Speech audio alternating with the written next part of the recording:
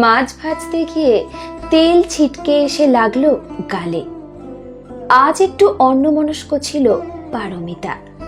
আজ বিয়ের 10 বছর পূর্ণ হলো, কিন্তু এই দিনটার আলাদা করে আর কোনো গুরুত্ব নেই আজ। অমিত রোজকারের মতো আজও অফিস গেছে। রিয়ার আগামী সপ্তাহ থেকে পরীক্ষা, তাই পারমিতাকে রান্না শেষ করেই মেয়েকে নিয়ে বসতে হবে। রাতে অফিস থেকে ফেরার সময় অমিত বিরিয়ানি নিয়ে ফিরবে। ব্যাস, দিন শেষ। এখন যেন এগুলোতেই অভ্যস্ত হয়ে গেছে পারমিতা, তাই আর মন খারাপ লাগে না। 10 বছর পর আর কি বা নতুনত্ব থাকে জীবনে? তাছাড়া অমিত মানুষটাও নিতান্তই সাধারণ। চাকরি ভালো করলেও বউ মেয়েকে নিয়ে লং ড্রাইভ বা বউয়ের সাথে ক্যান্ডেল লাইট ডিনার, এসব অমিতের একদম না পছন্দ। অমিত মনে করে এসব না করেও পরিবারকে ভালো রাখা যায়, এবং সত্যি অমিত সেখানে পুরোপুরি সফল, সে বিষয়ে কোনো সন্দেহ নেই। কিন্তু পারমিতার মাঝে মাঝে ইচ্ছে হয় যখন ফেসবুকে বান্ধবীদের ছবিগুলো দেখে। বছরে 2 বার অমিত পারমিতা এবং রিয়াকে নিয়ে বেড়াতে যায়, কিন্তু শর্ত একটাই, সোশ্যাল সাইটে কোনো ছবি দেওয়া যাবে না। নিজের ব্যক্তিগত জীবনকে পাবলিক করা একেবারেই পছন্দ নয় অমিতের। তবুও পারমিতাকে সেভাবে বারণ করেনি কখনোই, বরং পারমিতাই অমিতের ইচ্ছেকে মেনে নিয়েছে। মানুষটা সবার থেকে আলাদা হলেও বড্ড ভালো। মেয়েকে পড়ানো শেষ করে বিয়ের অ্যালবামটা খুলে বসলো পারমিতা। ছবিগুলো দেখতে দেখতে ভাবছিল, ইস, যদি বয়সটা 10 বছর পিছিয়ে যেত কি ভালোই না হতো। কয়েকটা বাছাই করা ছবি নিজের হোয়াটসঅ্যাপ স্ট্যাটাসে দিল। অমিত স্ট্যাটাস দেখে লিখলো, বিয়ের ছবি দেখছো? পারমিতা লিখলো, তুমি কি করছো? অমিত লিখলো, এই তো মিটিংয়ে ঢুকছি, পরে কথা বলছি। পারমিতা মেসেজটা পড়ে নিজের মনে মনেই বলল, পরে আর কথা কোথায় হয় আমাদের? স্ট্যাটাসে ছবি দেখে অনেকেই অভিনন্দন জানাচ্ছিল। অভিনন্দনের বার্তাগুলো পড়তে খুব মজা লাগছিল পারমিতার। পাশের ফ্ল্যাটের রমিতা উইশ করে বলল, কিরে, আজ কি প্ল্যান? পারমিতা বলল, ধুর, 10 বছর হয়ে গেছে, আর কি প্ল্যান? রাতে একসাথে ডিনার করব, এই আর কি। রমিতা বলল, তুই সত্যিই বুড়ি হয়ে গেছিস, যা অমিতের সাথে কোথাও। পারমিতা হেসে বলল, কি যে বলিস, মেয়েকে একা রেখে কোথায় যাব? রমিতা বলল, উফ, রিয়াকে আমার ফ্ল্যাটে রেখে যা, আমার মেয়ের সাথে খেলবে, তোরা দুজনে কোথাও ঘুরে আয়। আজ তো তোদের দুজনেরই দিন, রিয়াকে নিয়ে ভাবিস না, আমি আছি তো। যা, সুন্দর করে সাজুগুজু করে বেরিয়ে পড়, ছবি তুলিস মনে করে। পারমিতার প্রস্তাবটা মন্দ লাগলো না, সাথে সাথে অমিতকে ফোন করলো। অমিত হ্যালো বলতেই পারমিতা বলল, তোমার মিটিং শেষ হলো? অমিত বলল, এই মাত্র। অমিত বলল, আজ তাড়াতাড়ি ফিরবো, তোমার পছন্দের চিকেন বিরিয়ানি নিয়ে, আর তোমার জন্য একটা শাড়ি কিনেছি, দেখো তো পছন্দ হয় কিনা। পারমিতা চাপা গলায়, চলো না, আজ দুজনে কফি শপে যাই। আমি কোনোদিনও কোল্ড কফি খাইনি, আজ খুব খেতে ইচ্ছে করছে। অমিত 2 সেকেন্ড চুপ থেকে বলল, রিয়াকে আনছো তো? পারমিতা বলল, ওকে রমিতার কাছে রেখে আসবো। অমিত বলল, ঠিক আছে, চলে এসো। অমিতের কলিগ রথিন পাশ থেকে বলল, কি ব্যাপার ভাই, বৌদি আসছে নাকি? অমিত হেসে বলল, আমার বউ কোল্ড কফি খেতে আসছে।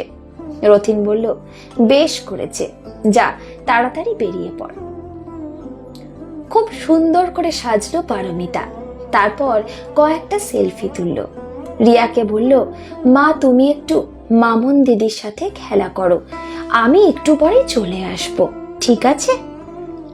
রমিতা বলল, কি লাগছিস পারো, অমিতা তো দেখে ফুল ফিদা হয়ে যাবে। পারমিতা দূর থেকে দেখতে পেল অমিত কফি শপের বাইরে দাঁড়িয়ে আছে। একটু যেন ক্লান্ত দেখাচ্ছিল অমিতকে। পারমিতা ভাবল, ধুর, বাড়ি গিয়ে কোথায় একটু বিশ্রাম নিত, তা না, আমার এই ছেলে মানুষের জন্য অমিতের হেনস্থার শেষ নেই। নিজেকেই অপরাধী মনে হতে লাগলো পারমিতার। কাঁচুমাচু মুখ করে অমিতের কাছে গেল পারমিতা। পারমিতাকে দেখে অমিত এক গাল হেসে বলল, আসতে কোনো অসুবিধে হয়নি তো? পারমিতা হেসে মাথা নাড়ল। কফি শপের ভেতরের আবহটা যেন আলো আঁধারির খেলা। বেশিরভাগই প্রেমিক প্রেমিকা, কেউ হাতে হাত দিয়ে বসে আছে, আবার কেউ ল্যাপটপ খুলে কাজে মগ্ন। পারমিতা চেয়ারে বসে চারপাশটা দেখছিল। কেমন যেন একটা আবছায়া ঘিরে রয়েছে চারপাশে। ব্যাকগ্রাউন্ডে একটা ইংরেজি গান চলছিল।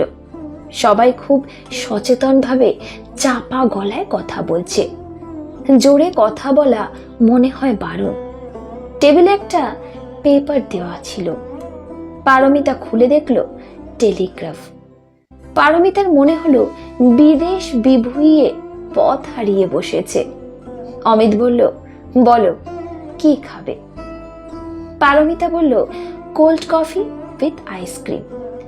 অমিত মুচকি এসে বলল, তোমার টনসিলের প্রবলেম আছে, সেটা মাথায় আছে তো? পারমিতা ছেলে মানুষের মতো বলল, একদিন খেলে কিছুই হবে না। অমিত মাথা নেড়ে বলল, ঠিক আছে, তাই হোক। পারমিতা বলল, তুমি কিছু খাবে না? আমি একা একা খাবো নাকি? অমিত বলল, আমি তো কফি খাই না, তুমি জানো সেটা। একটা স্যান্ডউইচ অর্ডার করি, বরং সেটাই ভালো হবে। পারমিতা বলল, আমাকে কেমন লাগছে বললে না তো? অমিত বলল, আজ একটু বেশি ভালো লাগছে। পারমিতা লজ্জা পেল। কথাটা বলে অমিত পারমিতার গালে হাত দিতে যেতেই পারমিতা বলল, কি করছো এসব? অমিত হেসে বলল, তোমার বাঁ গালে দাগটা কিসের, সেটাই দেখছিলাম রে বাবা। পারমিতা বলল, আর বলো না, সকালে মাছ ভাজতে গিয়ে এই অবস্থা। অমিত বলল, ইস, তক্ষুনি টুথপেস্ট লাগাবে তো। ওয়েটার কফি আর স্যান্ডউইচ দিয়ে গেল। কফিতে চুমুক দিয়েই ঠান্ডা লাগলো, কিন্তু সেটা তো আর বলা যাবে না অমিতকে। পারমিতা বলল, তোমার তো এসব জায়গা পছন্দ নয়, তাহলে আমায় নিয়ে এলে যে? অমিত বলল, তুমি তো কখনো কোনো কিছু আবদার করো না, আর আজ আমাদের বিবাহবার্ষিকী বলে কথা, তাই বউয়ের ইচ্ছে শিরোধার্য, বুঝলে? পারমিতা কিছুক্ষণ চুপ করে বলল, তুমি বাড়িতে আসার পর যখন একসাথে আমরা চা খাই আর সারাদিনের গল্প করি, ওটাই ভালো গো। এখানে কেমন যেন আমার দম বন্ধ লাগছে, আর এই কফিটাও। অমিত বলল, পছন্দ হয়নি তাই তো? সে তো তোমার প্রথম চুমুক দেখেই বুঝতে পেরেছি। এই স্যান্ডউইচটা খাও, নয়তো খালি পেটে থাকবে, আবার গ্যাসের প্রবলেম হয়ে যাবে। পারমিতা বলল, ফালতু ফালতু তোমার এতগুলো টাকা খরচ হলো আমার জন্য। আসলে একটা দিন একটু অন্যভাবে কাটাতে চেয়েছিলাম। অমিত বলল, ধুর পাগলি, এতক্ষণ আমি তোমার সব কথা শুনেছি, এবার আমি যা বলবো তোমাকে তাই শুনতে হবে, ঠিক আছে? কফি শপ থেকে বেরিয়ে অটো ধরে সোজা বাঘা যতীন মোড়। পারমিতা বলল, মাথাটা বড্ড ধরেছে গো। অমিত বলল, সব ঠিক করে দিচ্ছি ম্যাডাম, নো টেনশন। প্রথমে আমরা যাব বলাইদার চায়ের দোকানে। মাটির ভাঁড়ে আদা তেজপাতা দিয়ে গরম চা। চায়ের দোকানে গিয়ে অমিত বলল, বলাইদা দুটো চা, মাটির ভাঁড়ে দিও কিন্তু। বলাইদা হেসে বলল, বৌদিও আছে দেখছি। অমিত পকেট থেকে রুমাল বের করে পারমিতার হাতে দিয়ে বলল, এটা হাতে নাও, তারপর চাটা দিচ্ছি, নয়তো হাতে গরম লাগবে। চাটা হাতে নিয়ে পারমিতার চোখে জল। অমিত ব্যস্ত হয়ে বলল, শরীর খারাপ লাগছে নাকি তোমার? পারমিতা বলল, না গো, আসলে সবাইকে দেখি তো কত জায়গায় যায়, আমি এতটাই বোকা যে ভেবে বসলাম আমাদের এই সাদামাটা জীবনে বুঝি ভালোবাসাটাই মরে গেছে। তোমার সাথে একান্তে সময় কাটাতে গিয়ে বুঝলাম আমরা আমাদের এই ছোট্ট ঘরেই ভালো আছি। অমিত পারমিতার হাত দুটো ধরে বলল, 10 বছর আগে কনের সাজে লাল বেনারসি পরা যাকে দেখেছিলাম, আজও তাকেই দেখি, আর আজীবন তাকেই দেখব। ফেসবুকে ফিলিং ফ্যান্টাস্টিক না লিখেও ফ্যান্টাস্টিক থাকা যায়। বউকে ভালোবাসার কথা দুনিয়াকে না জানালেই নয়। আমি তো দারুণ আছি তোমার সাথে, কিন্তু আমাদের মতো করে আমরা ভালো আছি। কে কি করছে সেটাকে কপি পেস্ট করার প্রয়োজন আছে কি? ভালোবাসা কখনো মরে না, কিন্তু সেটাকে সযত্নে লালন করতে হয়। অমিত বলল, তুমি রিয়াকে নিয়ে বাড়িতে ঢোকো, আমি বিরিয়ানি নিয়ে আসছি। রমিতাকেও 1 প্যাকেট দিয়ে আসবো। যতই হোক এত ভালো একটা আইডিয়া তোমাকে দিল। পারমিতা হেসে বলল, তুমি না খুব অসভ্য। অমিত বলল, সে তো বটেই, আর তুমি বাড়ি গিয়ে গরম জলে কুলকুচি করে নিও, নয়তো ব্যথা শুরু হবে আবার। হঠাৎ করে চারদিকে আলোর রোশনাই দেখা দিল। আকাশের দিকে তাকিয়ে পারমিতা দেখল শুধু আলো আর আলো। পারমিতা অমিতকে বলল, আজ কোনো খেলা ছিল নাকি? আকাশটা দেখো, মনে হচ্ছে হাজার প্রদীপ জ্বলছে। কারা এত বাজি ফাটাচ্ছে গো? অমিত পারমিতার হাত ধরে বলল, আমাদের বিবাহ বার্ষিকীর উপহার মনে হয়। পারমিতা অমিতের হাত দুটোকে জড়িয়ে ধরে আকাশের দিকে তাকিয়ে রইল।